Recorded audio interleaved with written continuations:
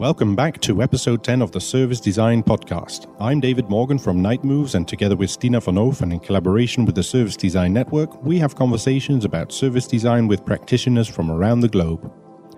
In this episode, we'll be speaking with Mark Willems, who is responsible for innovation at GO, one of the three main educational networks in Flanders.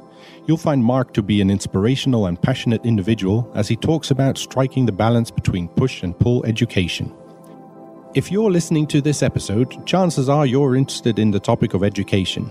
The upcoming edition of the Service Design Network's publication, Touchpoint Magazine, will be themed around education and capacity building.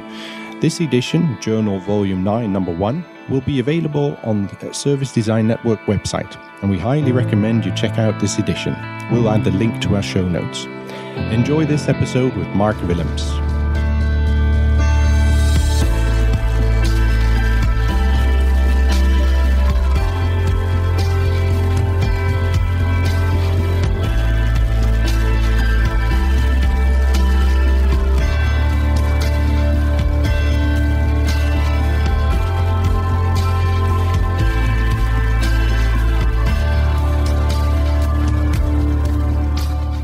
We're here with Mark Willems. We got to know Mark because we worked on a very interesting project together, designing a tool for innovative education. Hi, Mark. Hello. Hi, David. For our listeners who do not know you yet, could you please briefly introduce yourself? My name is Mark Willems. I work for GO. It's the public body of education in Flanders.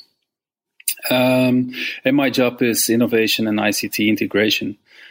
It's a very broad challenge for education. We have about 1,000 schools, more than approximately 200,000 learners, pupils.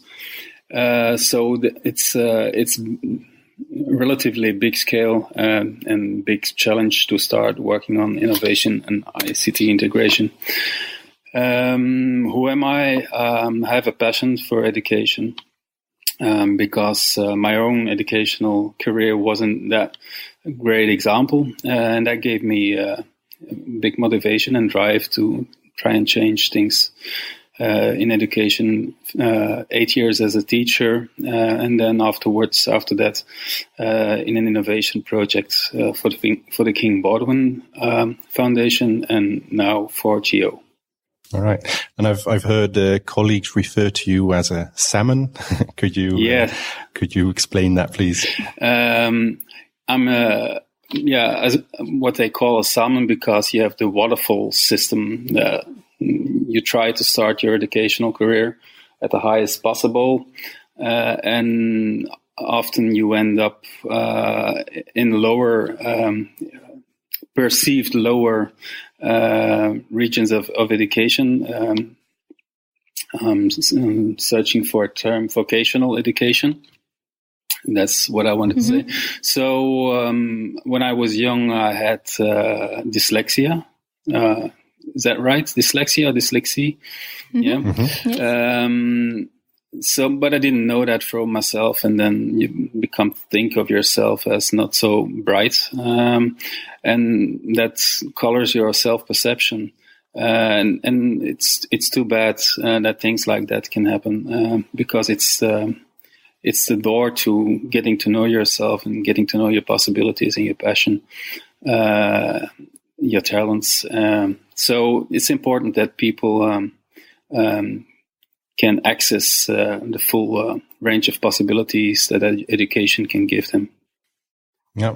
Yes, and everyone can find a way that suits themselves best, and not the standardized education is like working for everyone. That's also what we're seeing now, right? In education and in Belgium, a lot of people find it difficult to fit in the current system with the gradings and the different levels of education. Yeah. It's quite a big challenge. Hello, Stina. Sorry if I cut you in the introduction. It's okay.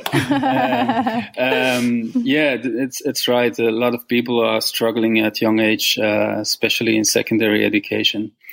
because they feel they don't fit in. We see a growth of young people trying to get their grades by the exam commission. It's a possibility where they don't have to run school, but they can just do exams and study on themselves. And you see a lot of people taking that option now. We had a growth last year of 15%. Of young that's people. Really big. Yeah, it's really more than significant. So I think GEO takes this and other signals very serious, and it's great that they took this as an opportunity to look at disruptive innovation and what it can mean in a positive way for learning and education. Yeah. What do you think the reasons are that there are so many dropouts or people that don't feel comfortable in the current educational system? Well, you simply said it's too much push. It's too much organized throughout silos of content, silos of output possibilities, and that doesn't consider the flexibility you need to let talents grow, for one thing. It doesn't consider the flexibility you need for the output we need today in society and in an economic perspective. So we need unique profiles, and people are more and more oriented to this getting to know themselves and what they are and what their talents and competences are and how they can strengthen them. And we need to adapt education at an earlier age to this discovery path, starting with their own learning styles, their own interests and possibilities. And that is more like a pull education. But don't understand me wrong. I think push is still very important. We can't do tabula rasa, because for one thing that won't work. You won't have a lot of people supporting what you do. There's a big complementarity between these two education paradigms, push and pull. And so what I'm trying to do is to look at this transformational idea of education regarding these two aspects, push and pull. What would you say are the big challenges of pull education? So what are the challenges for pull education? Well, to start with, pull education is very strong in engaging children and discovering their talents and who they are. But the challenge, however, is to assess what you are doing, what you are your output of your learning processes. It is a learning-driven process with open questions or open projects. So it is difficult to assess.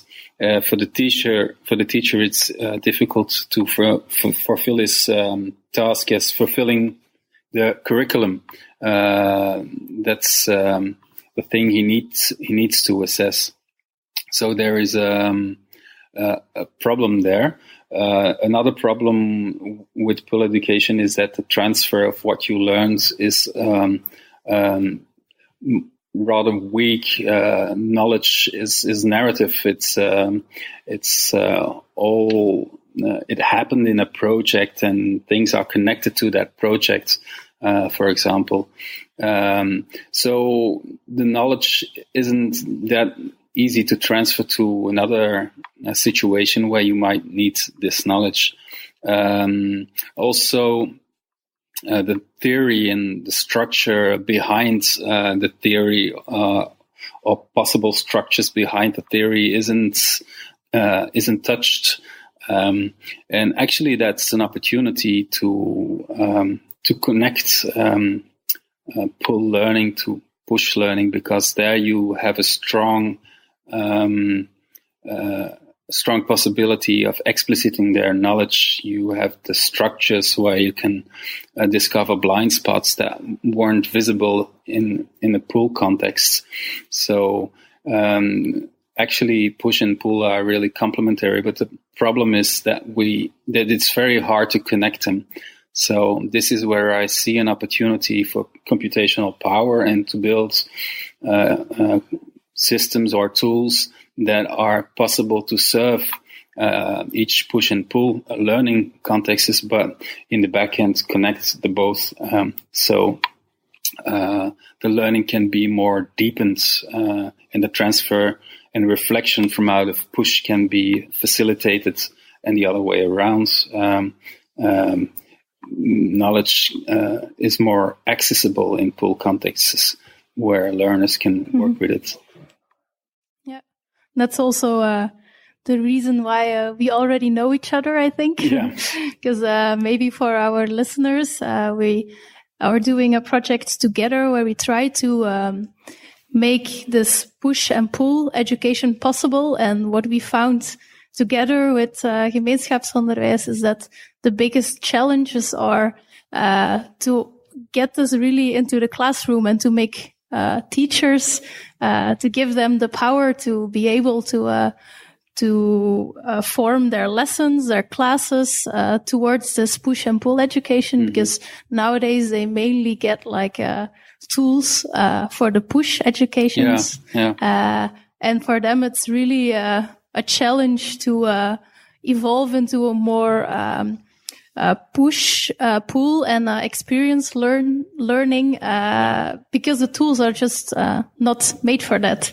And that was one of the biggest challenges, I think, to incorporate in the project we did together, to get the students and the teachers able to work on both a push and a pull basis. Yeah, actually, it's the thing that is happening there. There are a lot of tools on the market. I call it like a tsunami of tools. But actually, when you don't know as a teacher what to use, it's hard to discover what can help your own concept of or approach of learning in school. And what you see of what I saw in the first year I started this job is that schools where innovation was happening, they had a struggle with finding the right IT to support their learning organization and their learning processes in school. For the organization, there's learning management systems that are really broad. They can help them with that. But when they start redesigning the learning process, they encounter a lot of problems. And for me, that was really interesting because we could use that search and situation to see how we could build a tool, a digital tool that really supported the learning process. I'll make a concrete example.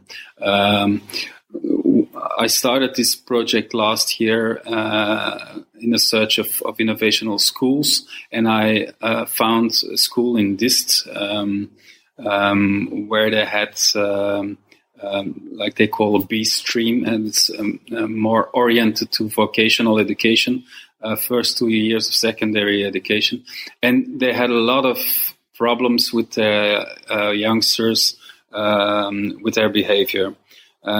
So they started a small team of teachers who wanted to change things, and they ended up with flexible learning. They designed a flexible learning environment where the youngsters could manage their own learning. It's still push education, but they could manage it themselves, so they could choose when they wanted to do math, because for some learners it's just interesting to do it on a Monday morning, but for others it's definitely not the case.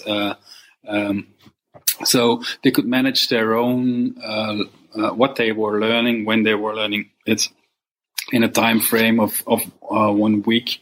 And that was interesting because we saw they used a lot of papers and formats to support their learning. They didn't have anything digital going there, so we could use that as an opportunity to co-design with the students and explore their needs using service design. That was very interesting.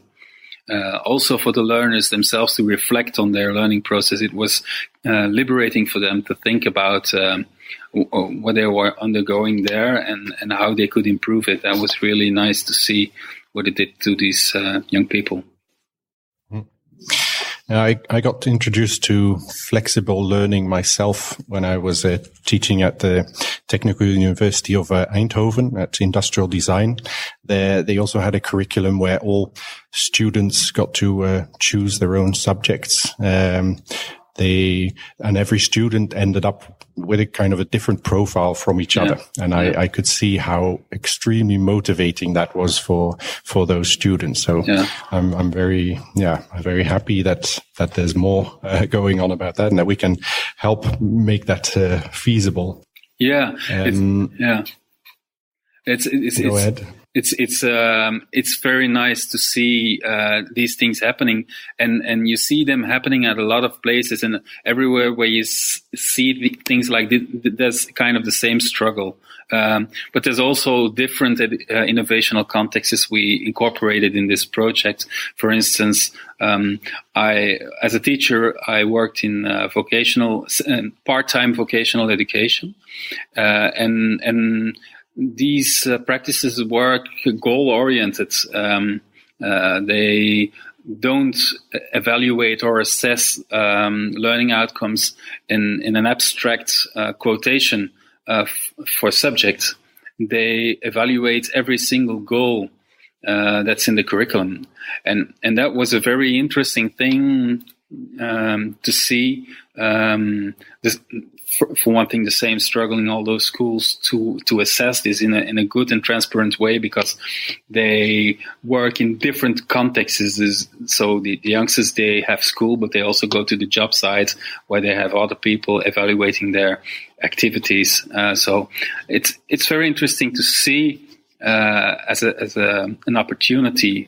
So there we also started co-designing with students and teachers, of course, and that's really there's 5 teams actually for which we search educational contexts to co-design with youngsters and teachers, because for a school it's difficult to try and innovate in a transformational way.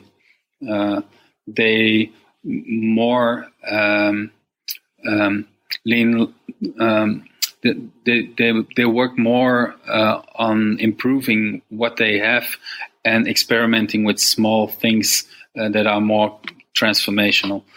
So it's interesting that we could support these processes and link them together to make it more as a transformational opportunity to them to work with the outcome and the tools that we can design. Mm-hmm. Yeah, it's like supporting them on a higher level, that they get the opportunities to organize their school and classroom. They don't have to all do it themselves, but they get some support from you guys, from the Gemeenschapsonderwijs. Yeah. You already mentioned that service design was a good method to work with for this project. Can you introduce us a little bit more into why you think this is the good way of tackling this this challenge? Well, yeah, I believe that service design is a very fresh way to look at designing educational systems and solutions, especially when we put youngsters themselves in the front seat. Because in education, in 95% of the cases, and probably that's still more, the learner comes at the end of the line.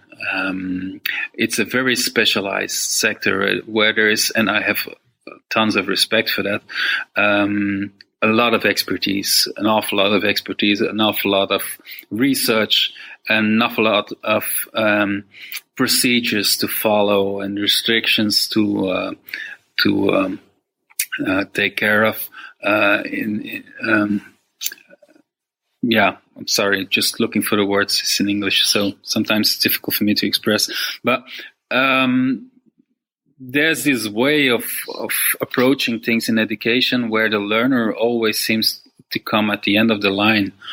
And so for this project, I wanted to look at design from the perspective of young people, because they are the digital natives. Okay, you can have discussion about how media-wise they are, etc., but they think digital. So if we want to have a solution where learners feel supported, and that's the end goal we should all cherish, is that if we want to have products that they feel like using and feel good using, and they have the feeling that they're supported in their learning, in their individual learning, kind of like David told them how motivating it is for them to see them build up their own possibilities.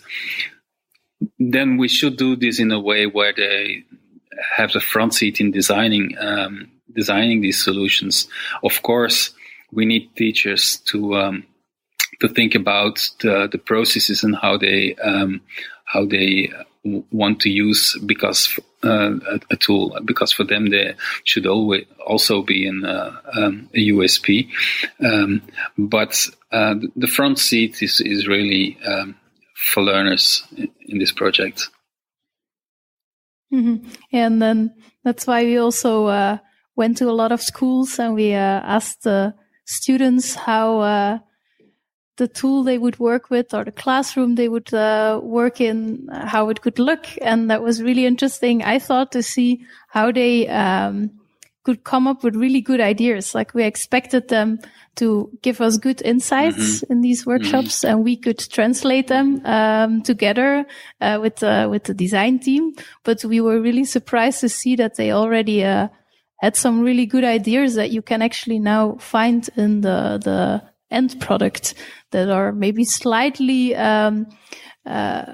formulated in a way that fits all stakeholders, that doesn't only focus on the students. But a lot of the functionalities really came from the students thinking what this product could look like. Yeah, and sometimes we really underestimate young people. And certainly when we approach them purely from the push paradigm, we tend to underestimate them, and that's really too bad. Because, for example, when we did a workshop in part-time vocational education, it's what I call the end of the waterfall. It's the lowest, so-called lowest you can go in education in Flanders. But actually, when we did the workshop with them, their answers were spot on. They were bright, and they were very serious about thinking and reflecting on their learning.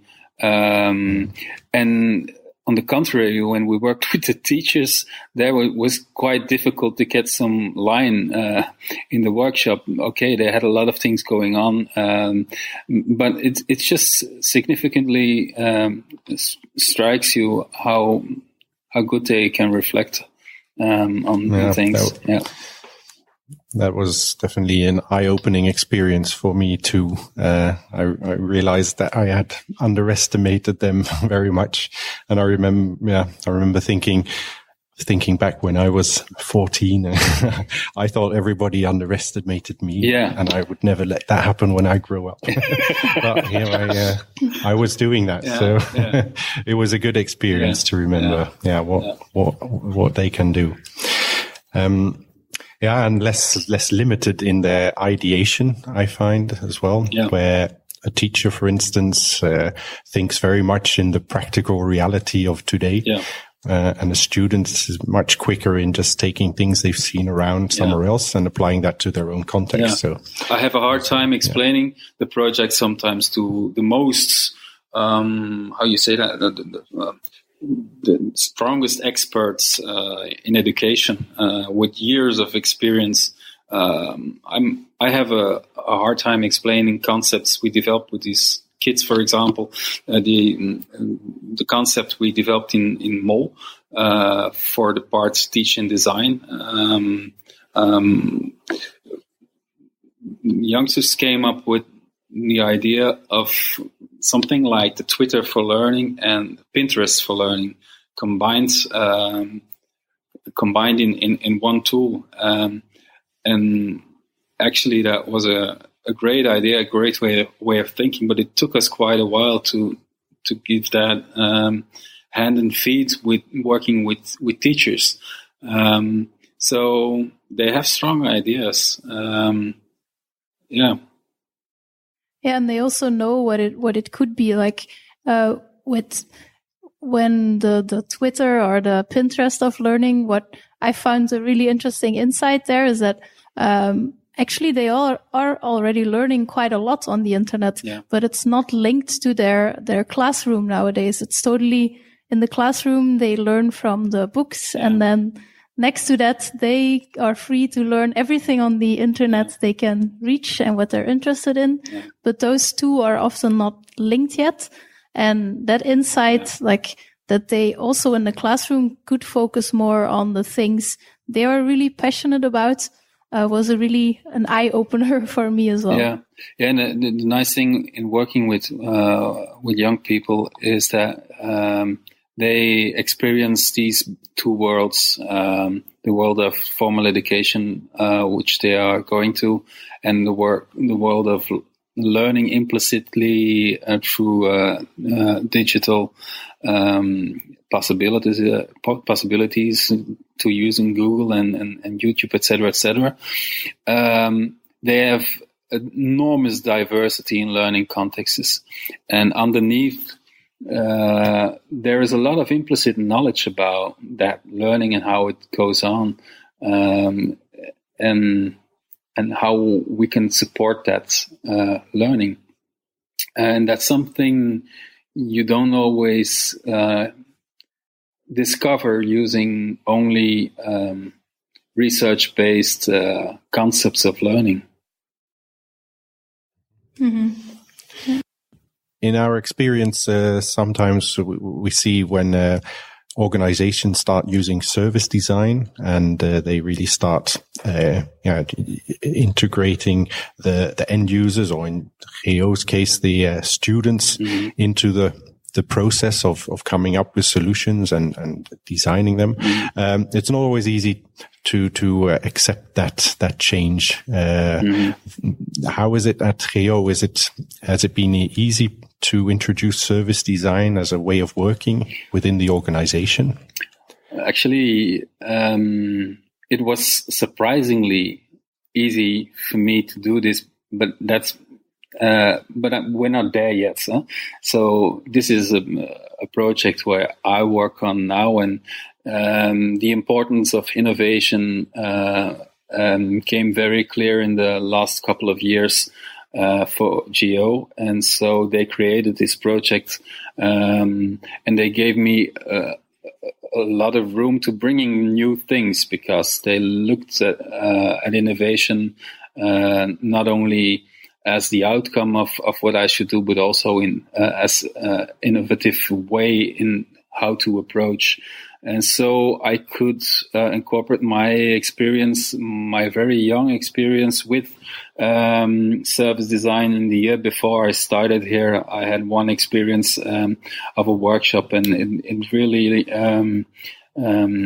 inspired me very strong. So one thing I knew very fast was that service design was going to be important for me. So I started using with it very, very fast. And And now for this project, it's looked upon as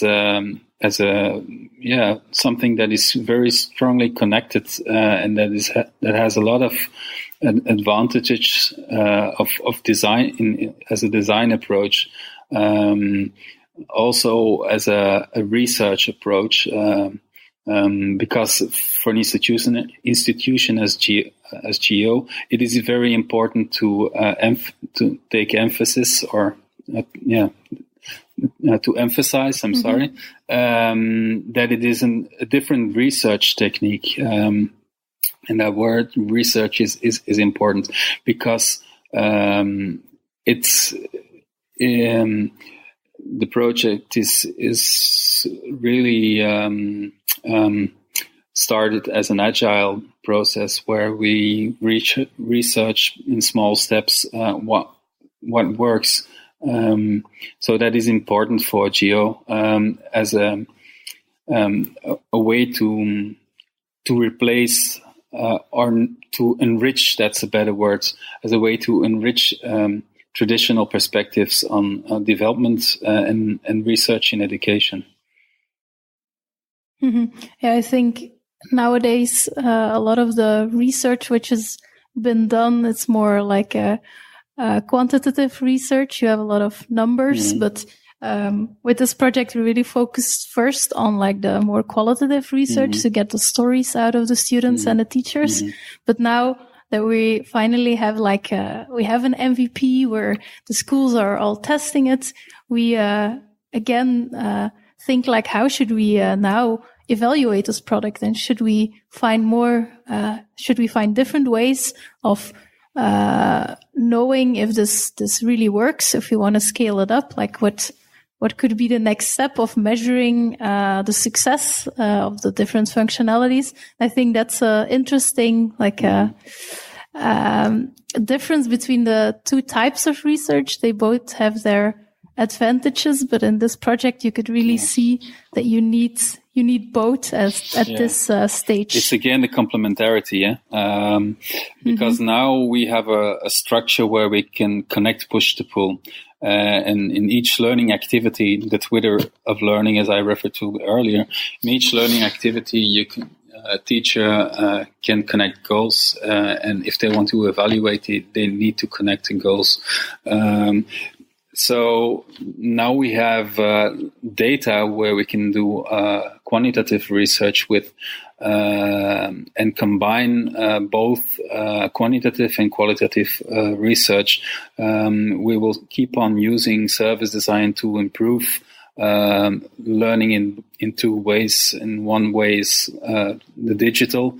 But also I have two new colleagues who are learning to use service design as pedagogical counselors in schools, pedagogical counselors of digital innovation. But there's a digital part in their story and there's a pedagogical part in their story. So service design can now be used as well in the pedagogical way to support schools in their thinking on learning processes and revealing blind spots by doing service design workshops with students.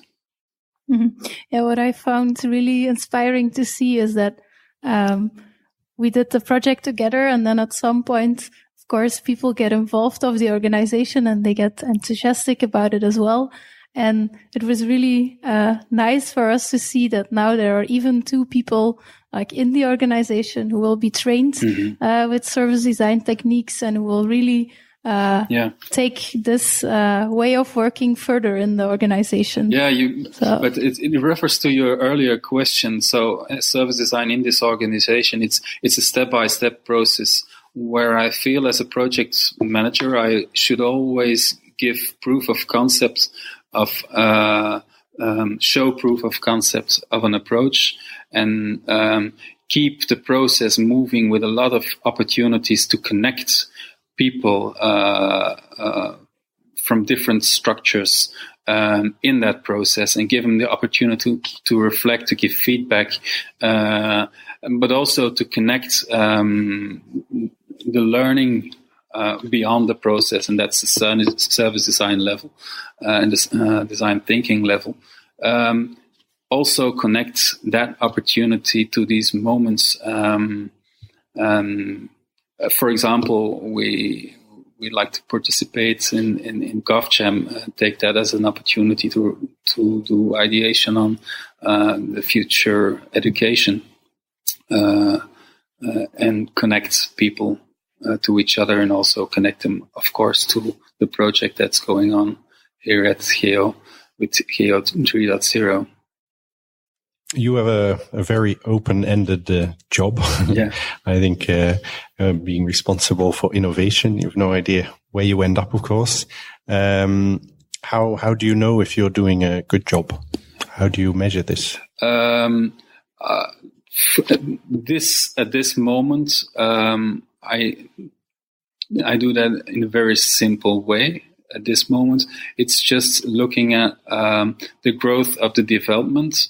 And how people are involved, and how people like to give feedback and use the tool that there is, are willing to give feedback. So that's the primitive first way. But now we are developing, of course, measurement of learning processes to see what the effect is of how people use the tool. And of course, there's a very important local aspect there, because you support schools and what they want to, what their goals are.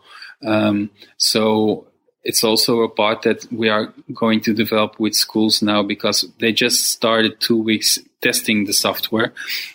So this is a very crucial phase where we, my colleagues and me, who do the pedagogical counseling in the schools, are doing actually 3 things. That's one, supporting the test user, 2, making an inventory of what they want to learn and what metrics we could use throughout the system to support knowledge about that, and 3 is building a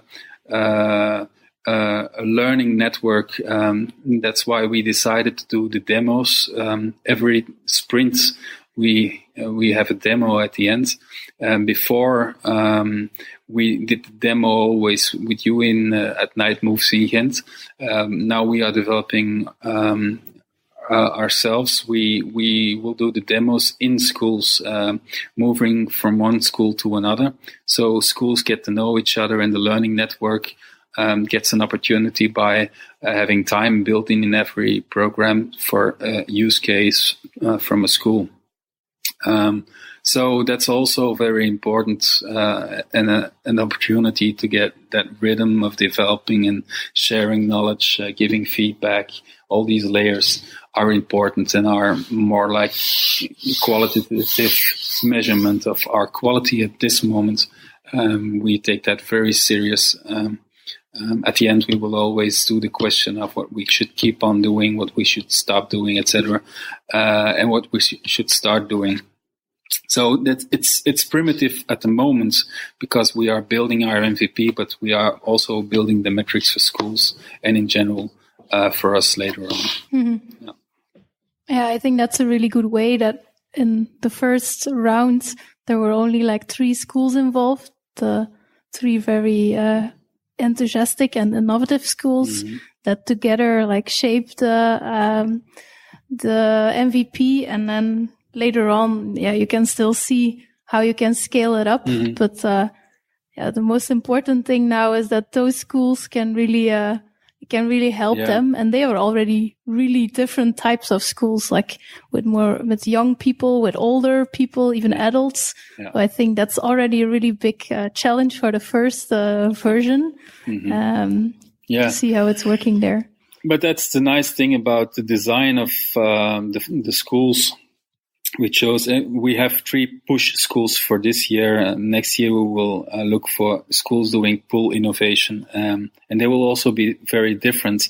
But the nice thing is that they are all like the vision of push and pull. All these contexts are very complementary. We discovered that very fast while we were building the tool. The initial idea was to build a tool per school, but there were so many interdependencies that were actually easily designed in a same flow. Because I think it's the push and pull that makes it so complementary. You look at flexible learning, okay, and then you need to evaluate, of course, and because it's push and pull, you need to evaluate throughout from a curriculum. If it's push, it's the curriculum of the known. If it's pull, you could talk about maybe the curriculum of the unknown and the curriculum of questions. But you need to evaluate, and that process is something where learners should be involved with their own evaluation, because it gives them a lot of knowledge about themselves. So we had that part, and then of course the activity of learning needs to be made, and that was the context of MOL was specialized, and we had no conflict during the demos where we invited the 3 different schools in Vision. And that's something that strikes me time and again when you talk in abstract about innovation in education. You have these deep discussions and differences, but when you do this in a co-creative way, a designing way, making these possibilities concrete, you see some differences, but there are always very easy solved. They aren't that difficult to solve because you're building on a design that is actually simple and bridging these contexts. Yeah, I recognize what you're saying. I think sometimes we came up with a solution specifically aimed at one school. And then when we demo this and have the other schools visiting, first they might realize it doesn't quite work for them. But the changing the functionality maybe just is a matter of adding one little checkbox or something small to make it work for both contexts. Yes, indeed. And the interesting thing we did is that we have a learning mix as a format where these activities are placed in, learning activities are placed in, and there's some presets you can make on a mix, but you can use a mix in every type of school and put these preferences on and off. But that makes it very easy for a teacher to start experimenting with these things. It makes innovation feasible. I think it's just offering the right framework for the teachers and the students, and they can fill in the content themselves and make it their own, but they have now a tool that they can work with, and that makes their job more efficient, more fun, more motivating, and those things. But they can still do their own thing with it. There's enough freedom. That's also something I'd like to refer to as a part of the push and pull, because sometimes you have teachers that work in a very traditional way and do a good job, and so the tool actually supports them as well. So that's very important for me, that if you don't have a tool that can bridge approaches, you will have a hard time doing innovation to make innovation last, because there's a lot of sustainable. There's the word. There's a lot of projects, and sometimes they have a reverse effect, because when you try something that is not sustainable, you will have a very hard time motivating your teachers to do a new project, because they will only get stronger their idea that it's going to be all for nothing and things like that. So it's very important to make things connectable to each other and to make that complementarity work between teachers. Where would you like to see this project in a couple of years? What would be your dream where this could end up? I would like to see the DNA of this approach working for as much as possible schools at GO, but maybe even broader than that. If it works, it can work for everyone. I would also like to connect with other partners in lifelong learning, because for one thing, learning data, your own data as a learner, shouldn't be connected to a school account. It should be connected to yourself and be accessible for life, and maybe be usable to learn other things with on the internet, and make it recognizable for yourself to do something with what you learn. Learning is not only about reading and understanding and being able to replicate theory or information. It's something that happens in real life. So when you have a digital structure that can support using what you learn in real life and vice versa, actually it sounds very ambitious, I know, but I feel something like this should exist. And if it's the tool we are building now or others, that's not the primary goal. The goal is that these things should be really supporting learning, however and wherever, in a sustainable way. Yeah, for like your whole life, that you can build up like your own learning process yourself, and that every time you can decide what to learn, and you can find the material what you want and share it with others. And you can analyze, for example, if you want to learn something. Now when we approach learning throughout these silos, sometimes it is really discouraging. You have to get that diploma or that diploma, and you have to follow a path that is over years. But when you can do the analytics, very simple. This is the competence I'm looking forward to, and this is a piece of math I need. Really exact, and I can learn it in this or that way. Maybe bits online by e-learning. Maybe I can find my own challenges in incorporating it. So actually, if you can get yourself a learning path that is relevant for you, you will learn more easy, more fluent, and get to become who you want to be in a more convenient way. Mm-hmm. Yeah, it was actually in the news even last week that employers have difficulties hiring the right people, and then they just decide to choose for which diploma people are having. But often that doesn't mean it's like a good candidate.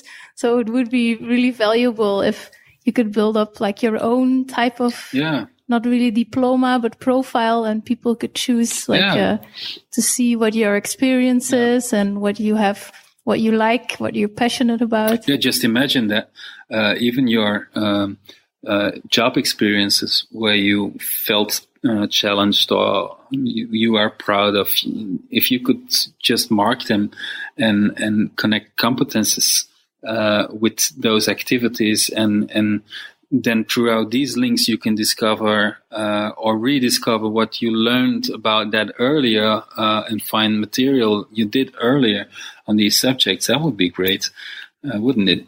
Mm-hmm. Absolutely. Also, one thing, and that's coming back to something you said right at the start when you were talking about your own education, that because of your dyslexia, you mentioned you didn't necessarily have the confidence that you were able to do certain things. I think that's something we saw at the schools we visited as well. Sometimes, it's clear that these youngsters have a lot of capacities. That's not the issue, but somehow they didn't believe themselves that they were able to do more than the school they're doing. And I think if a tool like this, a solution like this can can just bit by bit show people how they can take themselves a step further. Yeah. I think that's a very beautiful additional goal of a platform like this that I see as well. Yeah. With one, to add on that, an example of the workshop, there was like one student, we let them like draw on the actual application, so they could draw on like printed phones we had. And there was one girl, and she really didn't want to draw because she says I'm really bad in it, and the teachers don't give me the good grades on my drawing classes. And then we just let her like write it in a story, and then all of a sudden it was like a really good idea that came out. And I really saw that example as a example to use in the actual design, that if students want to learn in a different way, that this tool could make it possible even for the teacher to manage this in a classroom of 20 students with different types of skills and ways of learning things. Mm-hmm. Yeah. And but you touched something that still stays very important, and that is that the connection with teachers is still you can build a tool the strong you want it, or as good as you want it, but really what it ends up with is a good teacher support and good teaching. Is very, very important. So a tool is one thing, but there's still a lot of work to do in schools, not only in using the tool, but in challenging themselves to become the best teacher they can imagine themselves to be. Because really, if you ask yourself, what teachers were important in your own school career, these are people that really make a difference, a very important difference. And what you can do in developing software is to make that connection be more relevant and be more meaningful. The communication teacher can become more easily the learning coach, and the learner can get more autonomy and more insight on his own learning, and make communication with his teacher more relevant throughout his own learning needs. I think that's a very nice and human point to end our very interesting conversation. For the listeners, we've talked about this platform several times. We'll make sure we add a link to a bit more information about that in our show notes. Mark, is there anything you'd like to let the people know? Where can they find more information about you? Well, I think the link will be a very good start, and I can add something to that later on, so they can use your link. They can always surf to go.be. That's streepje. g-o.be, and there we'll add that link to the show notes too. And of course, I'm on LinkedIn and on Twitter and everything, but people can find me there. For me, it was an honor to do this podcast, and I'm very interested in what resonates with other people. So I'm always interested to know what you think about this idea of push and pull, because that's for me really the core of what I'm doing in this project. And one thing I didn't mention is that we are now in a phase of open innovation. We will not build this all ourselves. So if you're interested in working together with Geo, you can always get in touch, please. Yeah, I think we have an international audience. I think it'd be interesting to hear in other countries how they might be dealing with the the challenge of balancing push and pull education. So anybody out there, please reach out. Okay. That would be interesting to interact. Okay. Thank you very much, David and Stina. All right. Thank you. Thank you, Mark. Okay. Until next time. Okay, till next time. Bye. Goodbye. Stina, you won't believe this. What? There are still some people listening. Hey, that's great. Perhaps we can promote some things. We would like to keep the podcast free after all. That's right. If you want to support the show, the easiest way would be to subscribe, rate, and review. You can visit us on servicedesignpodcast.com for more information, or you can follow us on Twitter and Facebook and join in on the conversation. You can also meet up with us at the Service Design Global Conference, which will be held in Madrid on the 2nd and 3rd of November this year. We'd love to make new connections and meet guests and listeners of the podcast. You can find more information and buy our tickets on the Service Design Network website. And remind us again about Kingdom, Stina? Well, Kingdom is our workshop facilitation card game that provides endless exercises in a small package. You can buy Kingdom on kingdomcards.be, and especially for you, we have arranged a €10 discount. Enter the code podcast when you purchase it, and you'll get a €10 discount. Kingdom ships worldwide. Thanks again for listening, and until next time. Bye. The Service Design Podcast was brought to you by the Service Design Network and Night Moves. For more information, previous episodes, or to join the conversation, please visit servicedesignpodcast.com. For more information about the Service Design Network, visit service-design-network.org, and for Night Moves, visit nightmoves.be.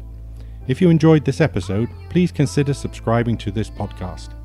The intro and outro music is from If the Stars Grow Dim Tonight by Hydrogen Sea featuring I Will, I Swear. Until next time.